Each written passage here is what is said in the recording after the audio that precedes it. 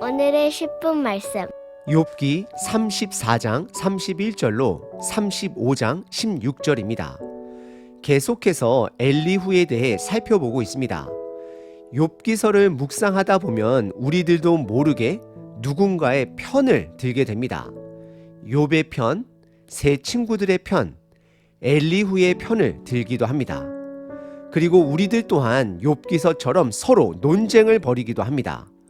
하지만 욥기서의 핵심은, 메인은 하나님 되십니다. 이 점을 반드시 기억하셔야 합니다. 조금만 더 인내하시면 그분의 음성이 등장할 것입니다. 다시 본문으로 돌아가 엘리후는 계속해서 욥을 죄인으로 몰아세웁니다. 34장 전반부에서 엘리후는 욥의 죄를 발견해보자 라고 제안을 합니다. 자신감이 넘칩니다. 그리고 욥이 했던 말을 인용하고 그 위에 본인의 생각을 가미하여 추가하여 욥이 말하지도 않았던 고백을 했다라고 몰아붙입니다. 엘리후의 문제점은 하나님의 통치를 그의 생각 안에 자신감 있게 가두었다라는 것입니다. 사람은 누구나 잘못 판단할 수 있고 내가 원하는 대로 보고 생각하고 말하는 습성을 가질 수 있습니다. 그래서 더욱더 우리들 생각에 한 공간을 반드시 만들어야 합니다. 그 공간은 하나님의 공간입니다. 내가 모르는 하나님의 뜻을 발견하려는 겸손의 공간입니다. 그런 공간이 없다면 나의 생각으로만 가득 차 결국 하나님의 뜻을, 그분의 일을 알지 못할 수 있습니다. 엘리후의 말만 살펴보게 되면 그런 공간이 없는 자로 여겨집니다.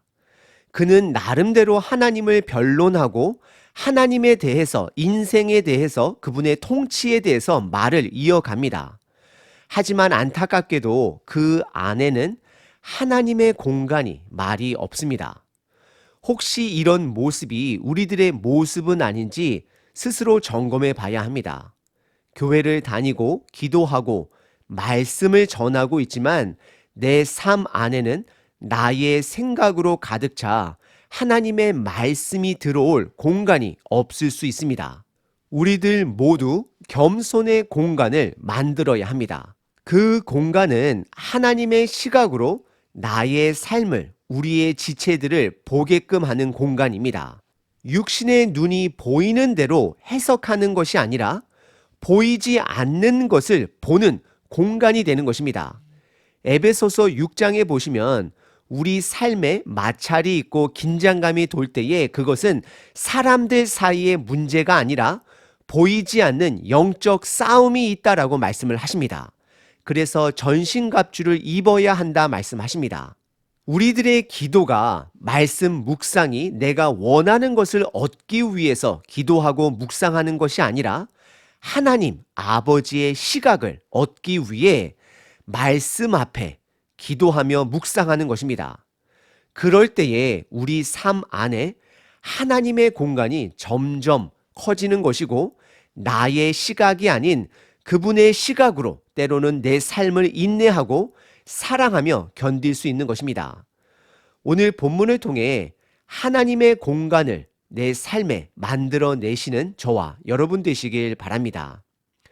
오늘 본문은 크게 두 부분으로 나눌 수 있습니다. 첫 번째는 엘리후가 욥을 죄인으로 거세게 몰아붙입니다. 두 번째는 엘리후가 두 가지 지혜의 툴을 가지고 욥을 정죄합니다. 첫 번째 부분은 엘리후가 욥을 죄인으로 거세게 몰아붙입니다. 이 부분은 세 친구들의 입장과 동일합니다. 욥은 반드시 죄인이 되어야 합니다. 왜냐하면 그의 삶에 고난이 있기 때문이고 그가 스스로 의인이다 말하고 있기 때문입니다. 34장 31절로 37절입니다. 그대가 하나님께 아뢰기를 내가 죄를 지었사오니 다시는 범죄하지 아니하겠나이다. 32절 내가 깨닫지 못하는 것을 내게 가르치소서. 내가 악을 행하였으나 다시는 아니하겠나이다 하였는가? 33절 하나님께서 그대가 거절한다고 하여 그대의 뜻대로 속전을 치르시겠느냐? 그러면 그대가 스스로 택할 것이요 내가 할 것이 아니니 그대는 아는 대로 말하라. 34절 슬기로운 자와 내 말을 듣는 지혜 있는 사람은 반드시 내게 말하기를. 35절 욥이 무식하게 말하니 나의 말이 지혜롭지 못하도다 하리라. 36절 나는 욥이 끝까지 시험 받기를 원하노니 이는 그 대답이 악인과 같음이라. 37절 그가 그의 죄에 반역을 더하며 우리와 어울려 손뼉을 치며 하나님을 거역하는 말을 많이 하는구나 라고 기록합니다. 시작 부분은 이해하기 조금 어려운 부분입니다. 우선 욥은 여전히 침묵하고 있습니다. 그리고 여전히 엘리후는 본인의 말을 이어갑니다. 31절과 32절이 조금 이해가 안 될 수 있습니다. 엘리후가 욥이 스스로 자백했으면 하는 말들을 두 가지로 나열한 것입니다. 31절에 죄를 지었사오니 다시는 죄를 짓지 않겠다라고 엘리후가 말하기를 바란 것입니다. 그리고 두 번째는 32절에 내가 깨닫지 못한 나의 죄를 깨닫게 하소서 그럼 다시는 그 죄를 짓지 않겠다라고 욥이 고백하길 바랬던 것입니다. 그리고 이어서 33절에 욥이 무언가를 거절한다라고 하나님이 그 뜻을 받아주겠냐라고 말을 하는데 이 뜻은 욥이 알지도 못하면서 잘못된 방향으로 헛된 것을 하나님께 간구하고 있다라고 엘리후가 지적하는 것입니다. 엘리후가 바라는 것은 간단하게 말씀드리자면 욥의 회개입니다. 하지만 욥은 반대로 의로움을 주장하고 있기 때문에 그가 더 거세게 욥을 몰아치고 있는 것입니다. 그래서 34절에 보시면 엘리후는 본인을 스스로 지혜 있는 자다라고 생각을 하며 슬기롭고 지혜로운 자들은 반드시 이렇게 말할 것이다라고 운을 띄웁니다. 그리고 35절에 욥의 고백은 무식한 고백이고 지혜롭지 못한 고백이다라고 드러냅니다. 여기서 무식하다라는 표현은 욥이 죄인됨을 강조한 표현입니다. 그래서 36절 엘리후는 욥이 그것을 깨달을 때까지 끝까지 하나님의 이런 고난의 시험을 받았으면 좋겠다라고 선언을 합니다. 왜냐하면 욥의 고백은 악인들이 하는 말이기 때문이다라고 선언합니다. 엘리후의 말에는 점점 날카로운 날이 서갑니다. 그리고 37절에 욥의 반역과 악한 말들은 점점 많아진다라고 선언합니다. 오늘 본문의 첫 번째 부분은 엘리후가 욥을 죄인으로 거세게 몰아붙입니다. 엘리후는 보고 싶은 대로 보고 말하는 자입니다. 그의 마음에는 그만의 자신감으로 가득 차 하나님의 시각을 담을 수 있는 공간이 안타깝게도 없어 보입니다. 두 번째 부분은 엘리후가 두 가지의 지혜의 툴을 가지고 욥을 정죄합니다. 본문에 들어가기에 앞서 용어 정리를 먼저 하면 좋을 것 같습니다. 욥기서에 드러난 지혜를 나름대로 크게 두 가지로 우리들이 구분합니다. 첫 번째는 규범적 지혜라고 말합니다. 규범, 즉 판단 기준의 의미를 가진 지혜입니다. 이것은 사람이 예측할 수 있는 지혜가 됩니다. 악한 자에게는 징벌이, 의인에게는 복이. 이것은 욥의 세 친구들이 강조한 지혜다라고 말합니다. 인과응보적 법칙을 규범적 지혜다라고 말하고 있습니다. 그래서 저는 이 규범적 지혜를 이해하기 편하게 인과응보 법칙이라는 용어로 사용하겠습니다. 그리고 두 번째 지혜의 용어는 반성적 지혜다라고 말합니다. 이것은 인간이 예측할 수 없는 하나님의 통치 방법, 지혜를 말하고 있는 것입니다. 그래서 악인에게 심판이, 의인에게 복이 성립되지 않은 하나님의 통치입니다. 간단하게 예를 들자면 예수님은 절대 의인입니다. 하지만 그분은 이 땅에서 십자가 위에, 나무 위에 저주를 받으셨습니다. 고난을 당하셨습니다. 그래서 우리들이 반대로 생명을 얻었습니다. 이것은 반성적 지혜다라고 말할 수 있습니다. 결국 반성적 지혜는 인과응보 지혜보다 더 큰 지혜다라고 말할 수 있습니다. 왜냐하면 하나님의 주권대로 그분께서 판단하시기 때문입니다. 인간이 알 수 없는 부분이 있기 때문입니다. 하나님의 통치는 수학 공식처럼 우리 인간들이 알 수 있는 것이 아닙니다. 그분의 절대적 주권에 달려 있습니다. 그래서 저는 이 지혜를 반성적 지혜다라고 부르겠습니다. 오늘 본문 두 번째 부분 엘리후는 이 두 가지 지혜를 인과응보 지혜와 반성적 지혜를 도구로 사용하여 욥을 정죄합니다. 35장 1절서부터 16절입니다. 묵상하시면서 어떤 부분이 인과응보적 지혜이고 어떤 부분이 반성적 지혜인지를 구분해 보셔도 좋을 것 같습니다. 엘리후가 말을 이어 이르되 2절 그대는 이것을 합당하게 여기느냐? 그대는 그대의 의가 하나님으로부터 왔다는 말이냐? 3절 그대는 그것이 내게 무슨 소용이 있으며 범죄하지 않은 것이 내게 무슨 유익이 있겠냐고 묻지만은 4절 내가 그대와 및 그대와 함께 있는 그대의 친구들에게 대답하리라. 5절 그대는 하늘을 우러러 보라.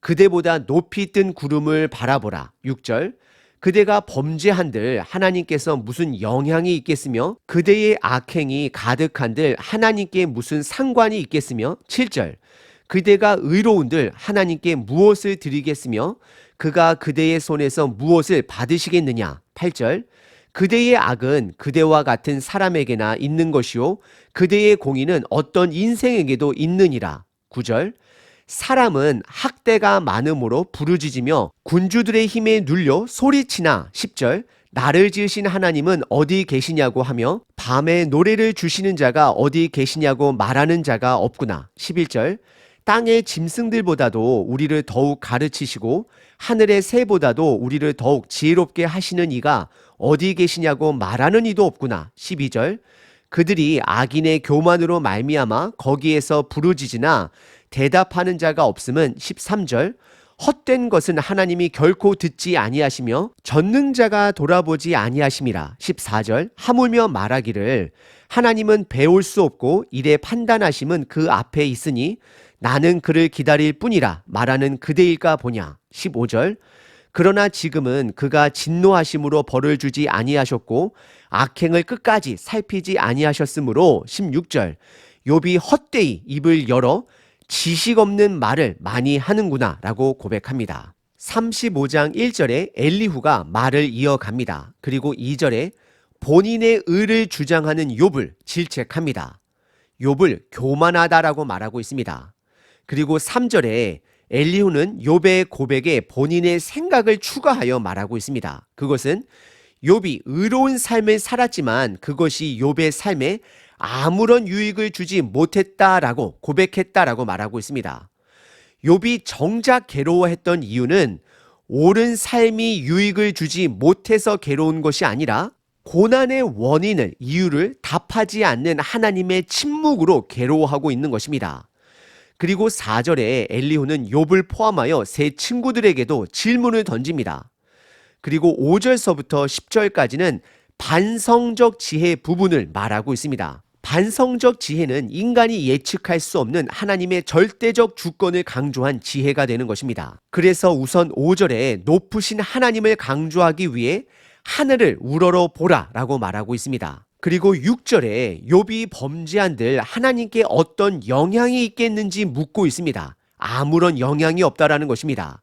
그리고 7절에 반대로 사람이 의로운들 그것이 하나님께 어떤 영향이 있는지 묻고 있습니다. 그리고 8절에 인간의 악과 의는 그냥 우리들 삶에 있는 것이지 하나님께 아무것도 영향을 주지 못한다 말하고 있습니다. 그래서 한 가지 예로 9절과 10절에 백성이 악한 왕의 학대로 고통을 받아 하나님께 부르짖을 때에 하나님이 답하지 않아도 그것은 당연한 것이다라고 하나님의 높음을 주권을 강조하고 있습니다. 엘리후는 이런 반성적 지혜의 툴을 가지고 욥을 정죄하고 있습니다. 엘리후의 이런 고백은 어떤 부분은 맞는 부분도 있고 어떤 부분은 틀린 부분도 있습니다. 예를 들어 인간의 선함과 악함에 반응하지 않는 하나님이라면 왜 욥에게 이런 고통을 주셨을까요? 그리고 엘리후는 왜 그를 향하여 죄인이다라고 말을 할까요? 그리고 역사 속에 이스라엘의 신음을 들으시고 반응하셨던 애굽의 사건과 포로기 사건은 어떻게 해석할 것이며 우리들의 죄를 해결하기 위해 이 땅에 예수님을 보내주신 것은 해석하지 못할 것입니다. 엘리후는 나름대로 반성적 지혜를 도구로 사용하지만 욥을 정죄하는 데만 사용하고 있습니다. 그리고 11절서부터 13절은 반성적 지혜의 반대가 되는 인과응보 지혜의 도구를 사용합니다. 핵심부터 말씀을 드리자면 하나님이 욥에게 응답하지 않는 이유는 13절에 그가 헛된 것을 하나님께 질문했기 때문에 하나님이 반응하지 않는 것이다 라고 말하고 있습니다. 그래서 11절에 하나님이 어디 계시느냐라는 욥의 고백은 12절에 인간의 교만으로 말미암은 고백이다 라고 말하고 있습니다. 엘리후는 반성적 지혜로 시작했습니다. 하나님은 하늘 높이 계신 분으로서 인간에게 반응하지 않는다라고 고백하였고 인과응보 법칙에 따라 욥의 고백이 헛되기 때문에 교만하기 때문에 죄악되기 때문에 하나님께서 반응하지 않았다라고 말을 하고 있습니다. 그리고 14절서부터 16절까지는 욥의 말에 본인의 생각을 첨가하여 욥을 죄인으로 못 박습니다. 우선 15절에 보시면 아직 하나님의 진노가 다 임하지 않았다라고 표현합니다. 앞으로 더 욥에게 더 큰 고통이 있을 것이다 라고 말하고 있습니다. 왜냐하면 16절에 욥이 본인의 죄를 인정하지 않고 헛된 말들을 많이 하고 있다라고 말하고 있기 때문입니다. 오늘 본문의 두 번째 부분은 엘리후가 두 가지 지혜를 도구로 사용하여 욥을 정죄합니다. 우리들 모두는 세 번째 인물 엘리후가 등장하기 전까지는 욥과 세 친구들 사이에서 명확하게 그들의 입장을 파악할 수 있었습니다. 욥은 답하지 않는 하나님으로 인하여 괴로워하는 것이고 세 친구들은 욥의 삶에 고난이 있기 때문에 그를 죄인으로 여겼습니다. 하지만 엘리후의 등장은 우리들로 하여금 혼선을 주고 있습니다. 엘리후의 말에는 욥의 지혜도 있고 세 친구들이 강조하는 지혜도 있습니다. 그의 말에는 맞는 말도 있고 틀린 말도 있기 때문입니다. 그래서 우리들 또한 엘리후의 고백을 두고 무엇이 맞고 무엇이 틀리다라고 논쟁을 벌이기도 합니다. 하지만 우리는 욥기서의 핵심 인물 1장에서 사탄과의 대화를 마치시고 지금까지 침묵하고 계신 하나님을 기억해야 합니다.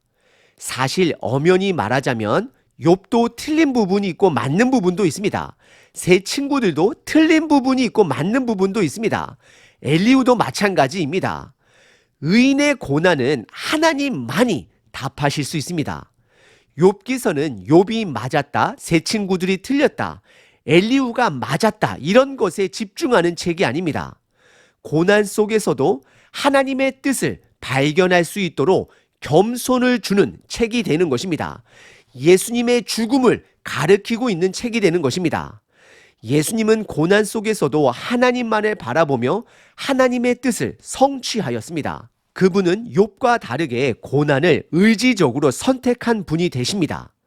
그분의 고난을 통해 저와 여러분들이 생명을 얻었습니다. 그리고 이제는 예수님께서 남의 생명을 위해 우리들에게 고난을 받으라, 우리들의 십자가를 지라, 희생하라 말씀하십니다. 그 희생의 과정은 쉬운 것은 아닙니다. 인과응보 법칙적으로 반성적 지혜로 이해할 수 없는 수많은 과정을 인내하며 이겨나가야 합니다. 예를 들어 아브라함은 하나님을 부르시고 인과응보 법칙적으로 그를 축복하셨습니다. 하지만 갑자기 반성적 지혜로 그에게 그의 아들 이삭을 바치라 주권적으로 명령하십니다. 하지만 아브라함은 그 과정을 하나님을 신뢰하며 이겨냈습니다. 하나님을 신뢰하기 위해서는 내 삶에 하나님의 시각으로 세상을 바라볼 수 있는 공간이 반드시 존재해야 합니다. 그 공간을 겸손이라 불리든 묵상이라 불리든 여백이라 불리든 뭐라 불리든지 간에 그 공간을 통해 하나님의 시각을 얻어야 합니다. 오늘 하루도 정죄함으로 그 공간을 채우기보다는 겸손으로 남겨두시는 저와 여러분 되시길 바랍니다. 365일 기도문입니다. 야고보서 1장 시험을 참는 자는 복이 있나니 이는 시련을 견디어낸 자가 주께서 자기를 사랑하는 자들에게 약속하신 생명의 면류관을 얻을 것이기 때문이라. 오늘도 일용할 양식을 주시는 나의 주 아버지 감사합니다. 오늘의 분량만큼 살아갈 성령의 능력을 공급하심에 감사합니다. 모든 순간 나를 바라보시며 머리카락까지 세시는 하나님의 사랑에 감사합니다.